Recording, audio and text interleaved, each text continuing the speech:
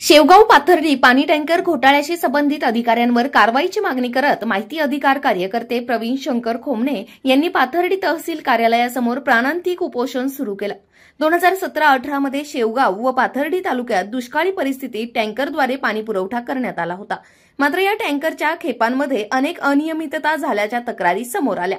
जिल्हाधिकारी कार्यालय, सीईओ, जिल्हा परिषद, विभागीय आयुक्त नाशिक आणि मुख्यमंत्री कार्यालय यांच्याकडे या संदर्भात तक्रारी दाखल झाल्या होत्या, परंतु या तक्रारींची कोणतीही शहानिशा न करता संबंधित गटविकास अधिकारी, पाणीपुरवठा अभियंते आणि लिपिक यांनी ठेकेदाराला करोडो रुपयांची बिले अदा केली। या प्रकरणी दोषी अधिकाऱ्यांवर कर्मचारी अधिनियमानुसार निलंबन व सेवेतून बडतर्फ करण्याची मागणी प्रवीण खोमणे यांनी केली आहे। मी प्रवीण शंकर खोमणे, राहणार रणगाव, भागवत तालुका, शेवगाव जिल्हा अहिल्यानगर। मी आज पाथर्डी तहसील कार्यालयासमोर यासाठी उपोषणाला बसलो आहे।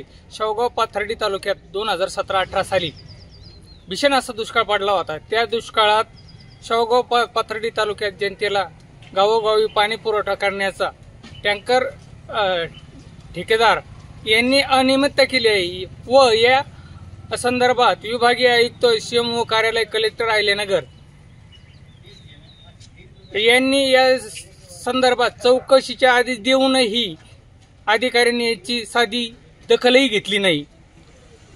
या करोडो रुपयाच्या घोटाळ्याची बिले अदा केलेली आहेत, तरी हे बिले अदा करण्याचा पाणी वापर अभियंता, उपअभियंता, गटविकास अधिकारी, लिपिक यांच्यावर शासन नियमानुसार कारवाई करण्यात यावी, यासाठी मी तहसील कार्यालय पाथर्डी येथे उपोषणाला बसलो आहे। जनता आवाज न्यूज साठी प्रतिनिधी अक्षय वायकर, पाथर्डी।